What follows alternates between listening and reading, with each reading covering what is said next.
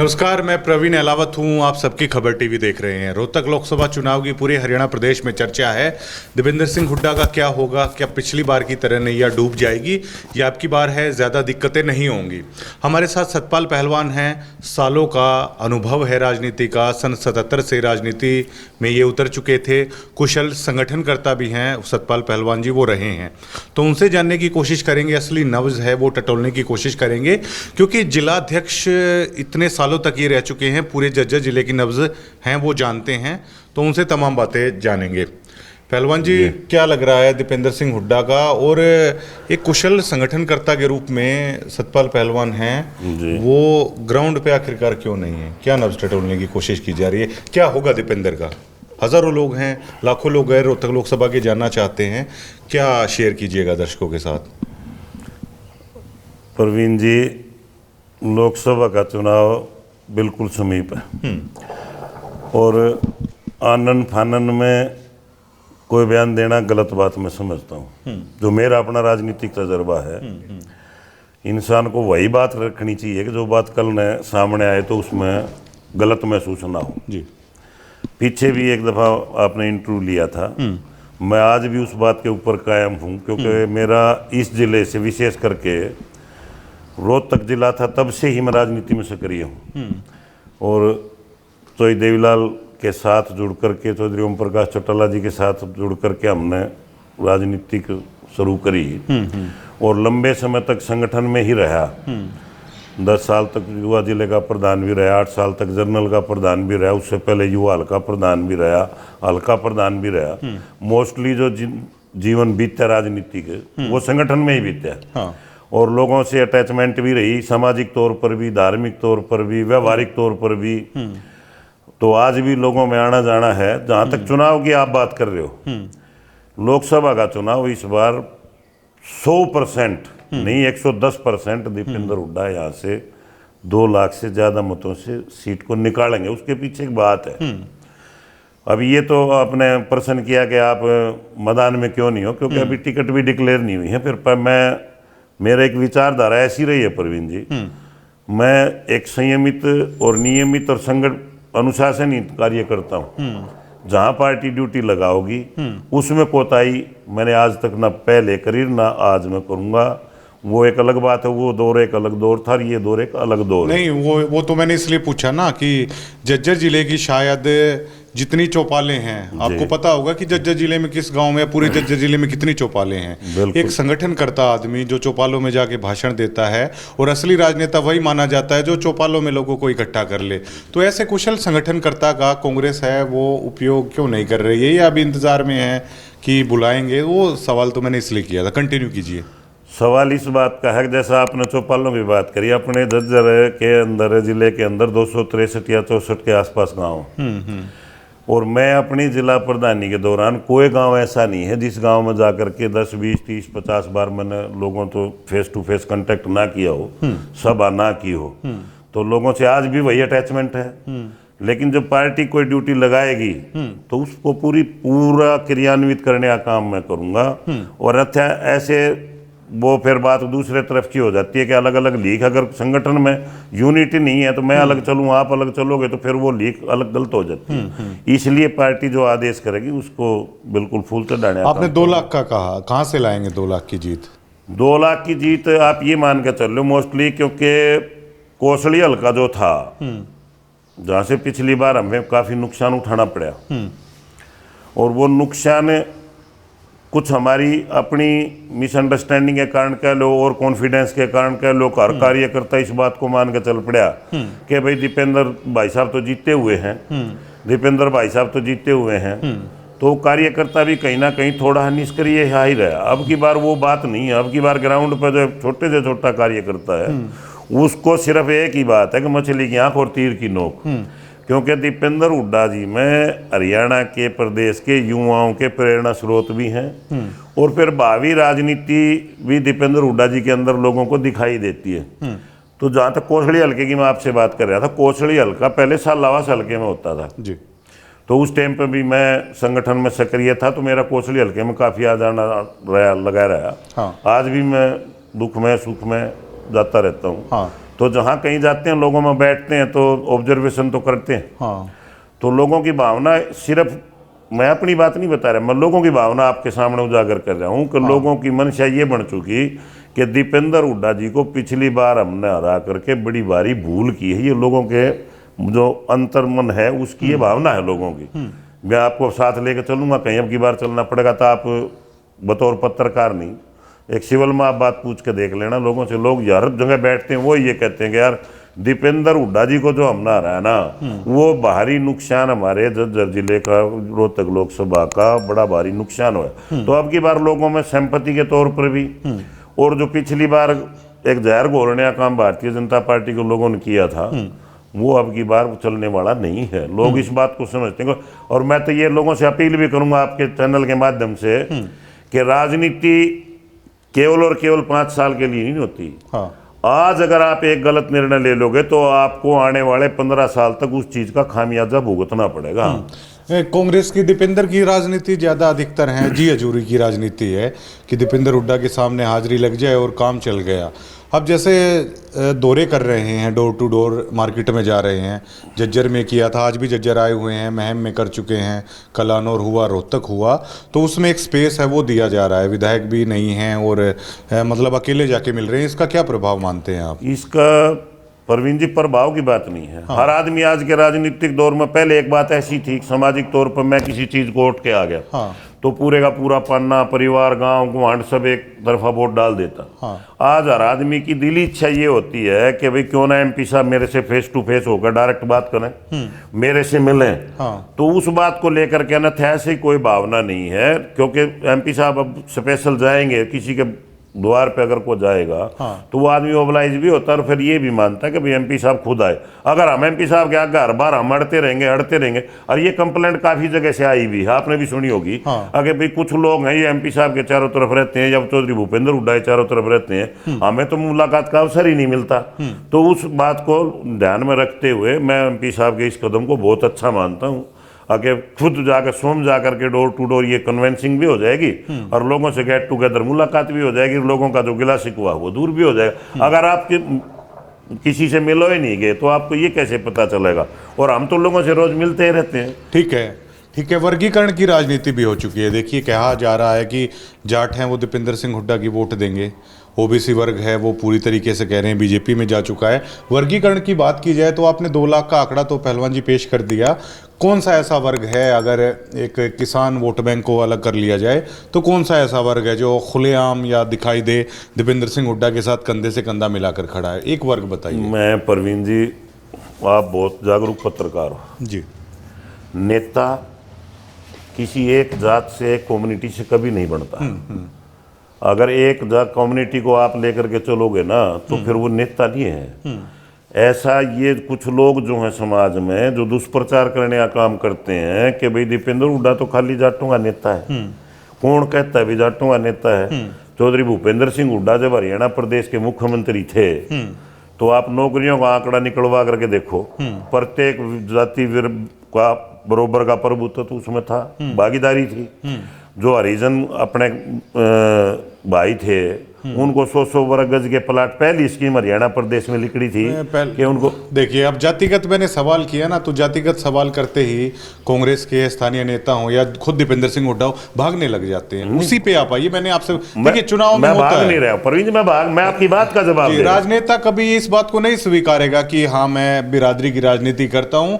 मेरा सीधा सा सवाल ये है, वर्गीकरण की राजनीति है, कोई मुझे ऐसी कास्ट बता दीजिए या कोई ऐसा वर्ग बता दीजिए जो सरेआम साथ में, ओबीसी में बताइए, SC ST में बताइए, ये बताइए। आप एक बात मेरी मान के चल लो, आपका भी तजर्बा है, मेरा भी तजर्बा है ना, तो मैं आपके प्रश्न से भाग रहा हूँ, मैं आपकी उस बात का उत्तर दे रहा हूँ कि दीपेंद्र हुड्डा खाली एक कम्युनिटी के नेता कैसे हैं। जी एक आदमी पूरे वर्ग को, सारी बिरादरियों को साथ लेकर के चल रहा है और उसको आप एक अलग टारगेट पे फिक्स करना चाहोगे तो वो होगा नहीं। वो तो फिर वो चांद को स्याही लगाने वाली बात होगी। अब हम जबरदस्ती ये कह देंगे भाई नहीं, एक कम्युनिटी से आप नजर, क्या मोदी जी एक कम्युनिटी से बन गए?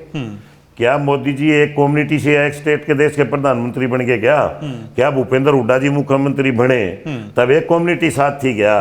चौधरी देवीलाल जी चुनाव लूज कर गए, हालांकि मैं उस समय उस पार्टी में था, तब भूपेंद्र हुड्डा जी MP बने।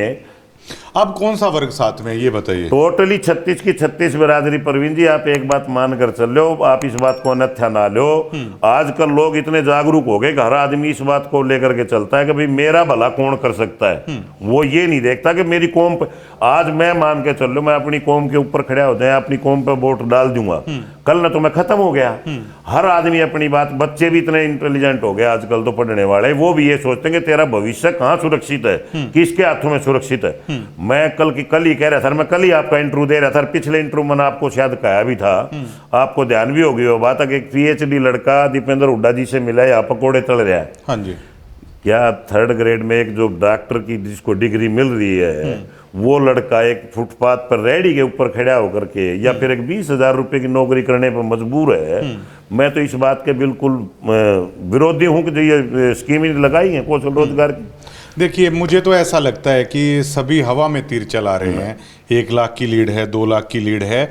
कोसली से आपने कहा कोसली से फर्क पड़ेगा, कितना फर्क पड़ेगा? 74,000 था, 50 आ जाएगा। वो बात आपने बीच में इंटरप्शन कर दी। क्या है कि कोसली हल्के किस विधानसभा से ये 2 लाख की लीड है वो आप कह रहे हैं कि कहां से बढ़ेगी? एक विधान से 2 लाख की नहीं बढ़ेगी। एक विधानसभा से अगर आप लेकर के चलो, अगर ये कहोगे 2 की होगी तो फिर 18 लाख। चलिए मान लिया कि कोसली में फर्क है। जज्जर से पिछली बार 5,000 से हारे थे, जज्जर से 5,000 से लूज करी थी। अब की बार जज्जर से कम 20,000 से अबाऊ दीपेंद्र हुड्डा चुनाव जीत के निकलेंगे। ये बात मेरी आप लिख कर। ठीक है। बहादुरगढ़ से भी पिछली बार हम लूज करे थे 2 या 3-4 हजार के आसपास समथिंग। वहां से भी 15-20 हजार की लीड, मतलब चारों हल्के जो जज्जर जिले के है ना, आप मैक्सिमम मिनिमम ये मान के चल लो कि 1 लाख के आसपास जज्जर हल्के से लीड बनेगी। क्योंकि भावना काम करती है चुनाव में। आज तो साधन है, सबके पास टेलीफोन है, पहले ऐसा नहीं था। लैंडलाइन टेलीफोन किसी मंत्री एमएलए के पास होता था, वो भी गवर्नमेंट कोटे का, या फिर फोन करने होते डाकखाने में जा रहे थे। हमने वो दौर भी देखा है चौधरी देवीलाल का। परवीन जी आगे चौधरी देवीलाल आगे, लोगों ने केवल खाली आवाज का पता चल गया कि भाई चौधरी देवीलाल आ रहे रात को 1 बजे, वहां भी हजारों की संख्या में लोग, तो वो भावना काम करती है। आपने आज जो दीपेंद्र हुड्डा की जीत का कारण है वो केवल और केवल लोगों की भावना है। देखिए आपने चौधरी देवीलाल का वो चुनाव में भी काम किया था जिसमें चौधरी देवीलाल कहते हैं कि हरा दिए गए थे, जबरदस्ती है वो हरा दिए गए थे। ठीक है, उस वक्त भी आप कहते थे कि जैसे दीपेंद्र की कह रहे हैं ना कि नहीं हारेगा, तो चौधरी देवीलाल की बाबत है वो ऐसा ही कहा जाता था कि कोई हरा ही नहीं सकता। उससे अगले चुनाव में भी यही हाल था, फिर दोबारा से पटकनी दी, वही सेम सी चीजें हैं। क्या नहीं लग रहा है कि ऐसा ही चल रहा है सारा? नहीं, उस बात में इस बात में फर्क है। तो देवीलाल जी जो चुनाव आ रहे, उस चुनाव में, आज के चुनाव में बहुत ज्यादा दिन रात का अंतर। उस टाइम पर लोग इतने जागरूक नहीं थे आके भाई हमारा भविष्य क्या होगा, इस वोट का हमारे का मतलब क्या है। ये वोट तो इंसान डालने चला जाता है परवीन जी, लेकिन उसको ये तो पता नहीं ना कि इस वोट से तेरा भविष्य तय होगा। आज जो वोट हम लोकसभा में डालने जा रहे हैं, उस वोट से हमारे आने वाले प्रदेश का, देश का, हमारे लोकसभा क्षेत्र का अगले 15 साल का, लोग तो 5 का कहते हैं, मैं ये मान कर चलता हूं अगर आपका एक गलत फैसला होगा तो आप 15 साल पीछे चले जाते हैं। जिस प्रकार से भूपेंद्र सिंह हुड्डा जी सीएम थे अपने यहाँ, भूपेंद्र सिंह हुड्डा जी सीएम रहे तो पूरे प्रदेश का चौमुखी विकास हुआ। लोगों ने कहीं ना कहीं तो लोग तो कुछ ना कुछ तो कहेंगे, लोगों का काम है कहना। उस टाइम पर लोगों ने भी एक दुष्प्रचार करा, कभी केवल खाली रोहतक का काम करते हैं, लेकिन अब पूरे हरियाणा प्रदेश में काम करे। तो लोग तो एक टारगेट ले, कहीं ना कहीं लोगों को ये लगेगा कि इस चीज से आपको बेनिफिट है, तो उस चीज को लोग भुनाने का प्रयास करेंगे। जातिवादी का भी जहर घोलेंगे, दूसरे प्रयास भी करेंगे और भी अन्यथा बताओगे। मैं कल अपने अरविंद शर्मा जी का इंटरव्यू देख रहा था, उनके बोला मैंने बहुत घने काम किए, मैंने ये किया, मैं दावे के साथ में कह सकता हूँ अरविंद शर्मा के काम आप निकलवा लो, आजकल तो नेट है जी। और मैं भाई दीपेंद्र सिंह हुड्डा के जो लोकसभा का कार्यकाल है उसके निकलवा लो, अगर लेस मात्र भी शेयर में 50 ग्राम भी मिल जाए तो लोग, राजनीतिक लोग जो हों वो अपनी अवसरवादिता पूरी करने के लिए कुछ ना कुछ ब्लेम तो लगाएंगे। भाई आप बिल्कुल पाक साफ हो, आप पे भी ब्लेम लगाएंगे, सतपाल है, सतपाल पे भी लगाएंगे, तो कोई ना कोई माध्यम तो अपने उसको ले जाने के लिए, एक संदेश देने के लिए कि भाई नहीं ये, अरे आप इस बात को देख लेना, आप भी यही हो, मैं भी यही हूँ। अब की बार वो काम बिल्कुल जो वर्ग विशेष का आप वर्गीकरण वाली जो बात कर रहे हो वो चीज नहीं चलेगी। लोगों की आत्मा दुखी है उस बात से। अगर भाई हमने वो निर्णय आवेश मांग ले तो लिया, लेकिन उसके परिणाम क्या हुए उसको भुगता किसने?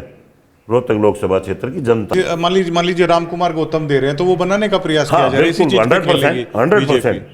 वो तो विधानसभा में भी कह रहे हैं, और फिर एक तरफ ये कह रहे हैं कि उन्होंने तो क्लियर कट शब्दों में कहा, वो केवल बनाने का प्रयास किया जा रहा है, एक नैरेटिव सेट करने का प्रयास किया जा रहा है। लेकिन इस बात में अब की बार ये बात सिरे नहीं चढ़ेगी। भारतीय जनता पार्टी की अगर किसी गलतफहमी में हो तो इसका परिणाम तो वो अपने देसी भाषा में कहावत कहते हैं, वो कोई अपने सैन भाई के पास कटिंग कराने गया था, बोला अरे सैन साहब बाल को डोड़े, बोला जुजमान आगे आ जाए 2 मिनट में। तो ये तो परिणाम 2-2.5 महीने की बात है। अब की बार निश्चित तौर पर जीत होगी। ये नोट अरविंद शर्मा का तो शायद थोड़ा सा क्लियर ये हो चला है कि दोबारा से ना लड़ाए जाएं। उसके बाद बाबा बालकनाथ का जिक्र चल रहा है, अगर वो मैदान में आते हैं फिर कोसले का क्या रुख रहेगा? देखो, मेरे अपने आकलन के अनुसार तो बाबा बालकनाथ यहाँ से चुनाव नहीं लड़ेंगे, जो मेरी अपनी थिंकिंग है, मेरे निजी विचार है। किसको लाया जा सकता है फिर? वो तो भारतीय जनता पार्टी का काम है प्रवीण जी, ना हमारा काम, ना आपका काम, हमको हमारा काम तो एक है, केवल भारतीय जनता पार्टी का जो कैंडिडेट होगा उसको रोहतक लोकसभा क्षेत्र से अच्छे मतों से हरा करके भेजेंगे, बढ़िया स्वागत करके भेजेंगे। हमारी ड्यूटी यही है। वो उनका काम है, वो किसको कैंडिडेट लाते हैं। और फिर जो पहलवान मैदान में आ जाए, दीपेंद्र जी तो मैदान में वोट मांग रहे हैं, जब छुट्टी दे दी हमने तो फिर हमने न्यू बांट के देखनी हमारे साथ कौन आओगा। कोई आओ, बाबा बालकनाथ जी आओ, ओम प्रकाश धनखड़ जी आओ, अरविंद शर्मा जी आओ, कोई भी आओ, जब मैदान में सेना आमने सामने होंगी तो फिर मुकाबला तो भारतीय जनता पार्टी कांग्रेस का। क्राइम के मुद्दे को लेकर दीपेंद्र हुड्डा ने बयान दिया था कि या तो क्रिमिनल हैं प्रदेश छोड़ दें, वरना हम हैं आने के बाद सख्ताई है वो करेंगे। कहीं ना कहीं लोग मानते भी हैं जब भूपेंद्र सिंह हुड्डा का राज था तो क्राइम पे काफी हद तक अंकुश है वो लगा दिया गया था। क्या इससे व्यापारियों में फर्क पड़ेगा? एक भरोसा कायम होगा कि अगर कांग्रेस गवर्नमेंट आएगी अपराध है वो कम होगा? जब आप एक वजनदार स्टेटमेंट देते हो, हाँ, और उचित समय पर देते हो, हाँ, उसकी बड़ी महत्ता होती है, तो उसका डायरेक्ट असर पे मिलेगा। क्योंकि व्यापारी, कोई भी व्यापारी है, वो व्यापारी जिस भी कोई भी स्टेट हुई उसमें अगर अमन चैन कायम होगा तो व्यापारी सुख से व्यापार करेगा, अमन चैन कायम नहीं होगा तो व्यापारी फिर दुविधा में रहेगा। तो ये कहीं ना कहीं आपकी बात से बिल्कुल मैं सहमत हूँ इस बात से कि ये स्टेटमेंट जो दी गई ये उचित समय पर दी गई और इसका बिल्कुल लाभ मिलेगा। खामियां पिछली बार क्या खामियां रह गई थी, किन्हें सुधारने की जरूरत है दीपेंद्र सिंह हुड्डा को, क्या मानते हैं आप? तो संगठन को बारीकी से जानते हैं, संगठन भी नहीं है, कौन सी ऐसी कमियां जिन्हें सुधारा जा सकता है?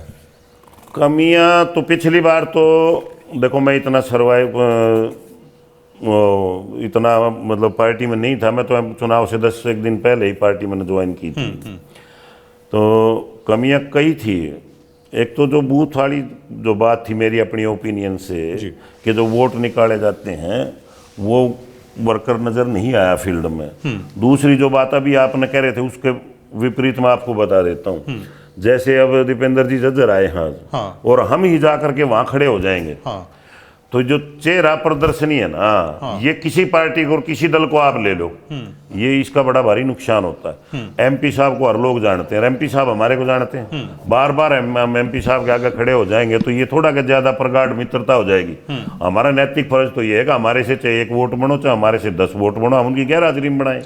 जितना समय हम उनके साथ व्यतीत करेंगे, एमपी साहब कहीं अपना प्रोग्राम लेकर जा रहे हैं, प्रचार में जा रहे हैं, तो हमारे को जाने की जरूरत क्या है? एमपी साहब को लोग डायरेक्ट जानते हैं। राजनीति आदमी गिरगिट की तरह बदल जाते हैं। कांग्रेसी ही लोग थे जो अक्सर आप लोग कहते थे कि चाहे नरेंद्र मोदी आ जाए दीपेंद्र सिंह हुड्डा नहीं हारेंगे, घर बैठे बैठे भी हैं वो जीत जाएंगे। तो आप इसका पॉजिटिव पहलू कह रहे हैं, कुछ लोग तो ये भी कह रहे हैं देखिए अब घर घर वोट मांगने जाना पड़ रहा है ना। तो जो लोग ये कहते थे घर बैठे बैठाए जीत जाएंगे, तो अब देखिए अकेले कैसे घूमना फिरना पड़ रहा है। परवीन जी, ऐसा है, राजनीति अगर अपने घर बैठ कर होती हो ना तो फिर कोई पब्लिक के बीच में नहीं जाएगा। कांग्रेसी कहते थे, कांग्रेसी किसी ने कह दिया होगा, कोई मेरे कैसा बावड़ा होगा जिसको नॉलेज नहीं राजनीति चीज क्या है। राजनीति तो एक ऐसी चीज है जितने आप लोगों में रहोगे, हाँ, आप देश के प्रधानमंत्री को देख लो ना, हाँ, दूसरे क्यों कहते हो? इतने किसी प्राइम मिनिस्टर ने आज तक हिंदुस्तान के इतिहास में, हाँ, अगर एक भी प्राइम मिनिस्टर इतने दौरे करें किसी स्टेट में, चाहे म्युनिसिपल कमेटी का चुनाव वहां भी जाते हैं, हाँ, आज स्टेट किसी भी स्टेट में वहां भी जा रहे हैं। तो ये तो लोग देखो, लोग आप ये बिना हड्डी की जीव है, देसी भाषा में बात कह रहे हैं। अब झूठ के बोलनी है, धरती के सोनिए का ओढ़ कोने कितने तक चलना और कितनी है बोल लो, हाँ। तो सवाल इस बात का है कि एक नैरेटिव सेट, कहीं अगर दाल गलती नहीं गड़ेगी तो दोबारा नैरेटिव सेट करेंगे, तिबारा करेंगे। एक आप तो बहुत ही समझदार आदमी हो और आपकी निर्भीक पत्रकारिता की मैं तारीफ भी करता हूँ। आप एक बात बताओ, कमजोर आदमी को कोई टारगेट करता है क्या? कमजोर आदमी को कोई टारगेट करता है? नहीं। आलोचना उसी की होगी जो ताकतवर, शक्तिशाली, मजबूत हो, जिसका वजूद है, जो मजबूत होगा। हाँ जी। भारतीय जनता पार्टी को कहीं ना कहीं ये बात पूरी तरह से इनपुट मिल चुके हैं कि दीपेंद्र हुड्डा किसी भी सूरत में नहीं हारता, लोकसभा का चुनाव जीतेगा। इसीलिए भारतीय जनता पार्टी सिर्फ और सिर्फ हरियाणा प्रदेश में तो 9 लोकसभा क्षेत्र और भी हैं, एमपी तो उनका भी वही बनेगा, यहाँ से भी यही बनेगा। और इनको एक बात ये पता है अच्छी तरह से, कहीं ना कहीं 5 साल राज करने के बाद, 10 साल राज करने के बाद आपके खिलाफ एंटी इनकम्बेंसी भी बनती है, चाहे किसी की गवर्नमेंट हो, स्वाभाविक है। एंटी इनकम्बेंसी भी भारतीय जनता पार्टी के खिलाफ बन रही है, किसानों में भी रोष है। दूसरे वर्ग भी ऐसे हैं जो हैंड टू माउथ लोग हैं, वो भी कहीं ना कहीं परेशान है किसी बात को लेकर के। खाली एक थोथी घोषणा कर देने से काम नहीं होता प्रवीण, काम को क्रियान्वित करो। हकीकत जमीन पर जब लोगों को नजर आओगी, आज बेरोजगारी में हरियाणा प्रदेश नंबर 1 है, और अपने मुख्यमंत्री जी कहते हैं कि हमने तो हरियाणा को नंबर 1 बना दिया। आपने कर्जे में भी तो नंबर 1 बना दिया, 3.5 लाख करोड़ के समथिंग, अगर मैं गलत ना हूं तो 3.5 लाख करोड़ के समथिंग कर्जा हरियाणा प्रदेश पर डाल दिया। विकास कहाँ हुआ है? जाट वर्सेस नॉन जाट मुद्दा है नो, ग्राउंड पे मैं नहीं मान के चलता। क्यों नहीं मानते? मैं इसलिए नहीं मानता कि मेरा सामाजिक जीवन प्रवीण बहुत ज्यादा, मैं खुद कभी कास्टिज्म की राजनीति नहीं करी, कभी भी नहीं करी। मैं 35-40 साल के आसपास मेरा राजनीतिक जीवन है, मैंने कभी जात पात को मानना ही नहीं। दूसरी बात, मेरा बैठना उठना 36 बिरादरी के लोगों में आज भी मेरा वही प्यार है। और मैं उन लोगों के बीच में बैठता हूं जो लोग इस बात को कहते हैं यार पिछली बार हमारे को बरगलाकर ये गलत संदेश हमारे को देकर ये फैसला हमारे से गलत कर, भावावेश में आकर हमने फैसला गलत ले लिया। मैं इसलिए नहीं मानता। लोग इसको कितना भी बढ़ाने की कोशिश करें, लेकिन अब की बार ये मुद्दा प्रवीण जी चलने वाला नहीं है, 1% भी नहीं चलेगा। देखिए, क्योंकि दीपेंद्र हुड्डा जी जब एमपी बने तो उनने गारंट किसी एक विशेष कौम को नहीं दी थी, उन्होंने कोसली हल्के को भी पूरा रखा था, जज्जर हल्के भी पूरा रखा था, इतना ही कलोई को रखा था, इतना ही बादली को, 9 के 9 हल्कों में बिल्कुल बरोबर के काम किए थे। तो वो कहीं ना कहीं वो बात भी लोगों के दिमाग में। देखिए, आपके बारे में तो कहा नहीं जा सकता कि एक खोटे पैसे का भी फायदा आपने कांग्रेस से उठाया हो, क्योंकि आप पिछले चुनाव में ही आए थे। बिल्कुल। लोग कहते हैं कांग्रेस के जो धोल कपड़िया है ना, ये धोले कपड़े पहन के दीपेंद्र हुड्डा को है वो घेरे रहते हैं, इन्होंने लूट के खा लिया। पर्ची खर्ची का दीपेंद्र सिंह हुड्डा ने शायद कभी नहीं पकड़ा, उनके बारे में नहीं कहा जा सकता लोगों के काम किए, लेकिन धोल कपड़िए जो हैं उनसे काफ़ी कटते हैं लोग। तो ऐसे अब दीपेंद्र सिंह हुड्डा ने स्पेस दे रखा है कि आखिर तक ऐसे ही करना चाहिए। देखो ऐसा है प्रवीण जी, मुंह तो किसी का पकड़ा नहीं जाता। जहाँ तक हम भी विरोधी थे, हुड्डा साहब के हम विरोधी रहे हैं, हमने उनके खिलाफ प्रचार भी कराया, भाषण भी दिए, एजिटेशन भी करे। वो सीएम थे, मैं डिस्ट्रिक्ट प्रेसिडेंट था यहाँ। लेकिन राजनीतिक में बात वही चलानी चाहिए कि जो बात आप प्रूव कर सको कल न जाकर। ये लोग कहने को तो कुछ भी कह देते हैं, आज भी कह रहे हैं कि भारतीय जनता पार्टी में पैसे देकर लोग नौकरी ले रहे हैं। तो ये जो, हाँ एक चीज मैं मान के चलता हूँ, और ये खुद हमारे कार्यकर्ताओं की जवाबदारी होनी चाहिए। हम कोई अपनी तरफ से ऐसा काम ना करें जिस पर हमारा जो नेता है, जिससे पूरे प्रदेश को उम्मीद है, उसके ऊपर अंगली उठने का काम हो। ये कार्यकर्ता की भी नैतिक जिम्मेवारी है कि हम एक भी कदम अगर रखें राजनीतिक जीवन में हम हैं, तो हमको फिर एक कदम भी अगर रखना है तो वो ये सोच कर रखना है कि तेरी पार्टी के प्रति, तेरे नेता के प्रति कोई बात गलत ना हो जाए। तो कहने को तो देखो कुछ भी कह सकते हैं, मैं तो इनका नजदीक रहा भी नहीं इतना ज्यादा, और अब भी एमपी साहब को ड्यूटी लगा देते हैं, कहीं चुनाव में तो चले जाते हैं, और जब ऐसे चुनाव आओगा तो आपके सामने चुपाड़ा में भी जाएंगे। ऐसी चर्चाएं भी चलती हैं कि राज्यसभा से रिजाइन है दीपेंद्र सिंह हुड्डा नहीं दे रहे हैं, और शायद आलाकमान नहीं चाहती कि राज्यसभा की सीट है वो कम हो। तो क्या दीपेंद्र सिंह हुड्डा ही आएंगे, या दीपेंद्र सिंह हुड्डा कोई लड़ना चाहिए, या चौधरी भूपेंद्र सिंह हुड्डा हैं उनको लड़ना चाहिए? वो क्या मानते हैं आप, दीपेंद्र सिंह हुड्डा का प्रभाव ज्यादा पड़ेगा या चौधरी भूपेंद्र सिंह हुड्डा हैं वो भी लड़ लें, कोई दिक्कत नहीं है? नहीं, दिक्कत कोई नहीं है। परिवार से कोई भी आदमी लड़ो, कोई दिक्कत वाली बात नहीं है। अगर देखो वो पार्टी में देखना है, अगर पार्टी को एक राज्यसभा का नुकसान नजर आ रहा है कि भाई ये राज्यसभा हमारे से हाथ से निकल जाएगी, तो वो एक अलग बात। और चुनाव दीपेंद्र हुड्डा ही लड़ेंगे जिस प्रकार से कंपेनिंग कर रहे हैं, डोर टू डोर, पूरा कलानौर में भी किया, मेरी अपनी ओपिनियन के अनुसार। और बाकी जो पार्टी फैसला करेगी, हमने अपने तो फूल चढ़ाने हैं। हमारी तरफ से तो दीपेंद्र जी लड़ो, भूपेंद्र जी लड़ो, हमने तो अपना काम करना है, पार्टी को ये करके दिखाना भाई हमारे से जितनी मेहनत होगी दिन रात करेंगे। एंटी इनकम्बेंसी पे खेल रहे हैं कांग्रेस, है ना? एंटी इनकम्बेंसी 2 लाख का एक सही आंकड़ा तो आप भी नहीं दे पा रहे हैं, कहां से निकलेगा? सुनो मेरी बात, मैं आंकड़े की अभी आपको बात होता हूँ। परवीन जी आप ज्यादा सक्रिय हो, मैं 3-4 साल से थोड़ा निष्क्रिय था। सामाजिक जीवन में तो मैं रहा, पॉलिटिकल जीवन में मैं कम बार नहीं। मेरे को आप ये बात बता दो, अगर किसी एक कार्यकर्ता का भारतीय जनता पार्टी के या किसी एक सिंपल सामाजिक कार्यकर्ता या किसी एक गांव के आदमी का अगर कोई काम यहाँ किसी प्रशासनिक अधिकारी से पड़ जाता है तो कोई फोन करने वाला झज्जर जिले में आपके पास बताओ? एक भी अगर कोई नेता ये कह दे ठोक का, चाहे जेजेपी का चाहे भारतीय जनता पार्टी का, आके मैं इस काम को कराऊंगा, लोग तराई तराई करने लग रहे, लोगों को काम नहीं हो रहे, छोटे छोटे लोग मतलब घूमते फिर रहे हैं। कोई भी नेता ऐसा नहीं है अगर जो ठाके ने कोई अपने कमिश्नर साहब से या एसपी साहब से या कोई थाने का, तहसील का या एक्शन बिजली बोर्ड का या पब्लिक हेल्थ का या बीडीओ का, डीडीपीओ का कोई काम है और रीजनेबल काम है, जायज काम है, उसको करवाने की कोई हामी भर रहे? मेरे को तो नजर आया नहीं, आपको आया हो तो आप बता दो। तो कहीं ना कहीं लोग एंटी इनकम्बेंसी की बात को भी छोड़ दो। दूसरी बात जो आप वर्गीकरण वाली कह रहे थे, आप मेरी बात को निश्चित तौर पर मान के चलो, एक दिन समय आप भी निकालिए और मैं भी निकालूंगा और ऑफ द रिकॉर्ड चलेंगे, ऑफ द कैमरा जी। और मैं आपको इस बात को प्रूव करा दूंगा, फिर आप स्वयं इस बात को मान लोगे कि वाकई में प्रधान जी लोगों में बदलाव है। और नहीं होता तो मैं मना कर देता आपको, कोई जरूरी थोड़ा है। मेरे को स्पष्ट जो चीज दिखती है मैं तो बता देता हूँ। मेरे को नजर ये आया कि जहाँ कहीं भी शादी में गुड मौत पे जहाँ भी गए तो चर्चाएं तो फिर चलती हैं, भाई प्रधान जी क्या है क्या है क्या, तो लोगों की जो अंदरूनी भावना जो आई वो ये निकल करके आई कि भाई दीपेंद्र हुड्डा को हम नारा का बड़ी भारी गलती कर दी, भावावेश में आकर अब की बार दीपेंद्र हुड्डा को निश्चित तौर पर जिताएंगे लोग। क्या महसूस होता है आपको कि सतपाल पहलवान की जो क्षमता है उसका पूरा उपयोग है वो कांग्रेस पार्टी नहीं कर पा रही है? होता है कभी महसूस ऐसे? देखो जी, वो पुरानी राजनीति, राज के दौर की राजनीति, क्योंकि एक परिवार को छोड़ के, एक शहर को छोड़ के आप दूसरे शहर में भी जाओगे तो उसमें भी सेटल होने में थोड़ा टाइम लगता है, क्योंकि जो हमारी राजनीति थी वो दूसरी विचारधारा की थी। अब कांग्रेस पार्टी में आए हैं तो इनको देख रहे हैं, समझ रहे हैं, भाई जो आदेश पार्टी देगी, जहां तक हमारे को कब ये समझेगी कि ये ठीक है, उचित है, तो पार्टी काम दे देगी तो हम कर देंगे, अन्यथा जो होगा तो देखेंगे। जी, बात करेंगे, शुक्रिया सर। Thank you. सतपाल पहलवान थे और कुशल संगठनकर्ता ये रह चुके हैं। झज्जर के चप्पे चप्पे से, प्रत्येक गांव से, प्रत्येक चौपाल से ये वाकिफ़ हैं और बखूबी जानते हैं। इनका दावा है कि दिक्कत नहीं होने वाली है दीपेंद्र सिंह हुड्डा के चुनाव को लेकर अब की बार ज़्यादा। हालांकि वो आने वाला वक्त ही बताएगा, लेकिन ये सतपाल पहलवान भी मानते हैं एक स्पेस देकर, एक दायरा देकर जो सीधा जनता से सरोकार कर रहे हैं दीपेंद्र सिंह हुड्डा, उसका खासा फायदा होने वाला है। कोसली का ये मानते हैं कि अब की बार कोसली से पिछली बार 74,000 से हारे थे, अब की बार बेहतर परिणाम है, वहाँ से भी आएंगे, झज्जर शहर से भी हैं, वो बेहतर परिणाम है, वो निकलकर सामने आएगा। सतपाल पहलवान का दावा है कि दीपेंद्र सिंह हुड्डा रोहतक लोकसभा से ये चुनाव है वो जीतने वाले हैं। शुक्रिया।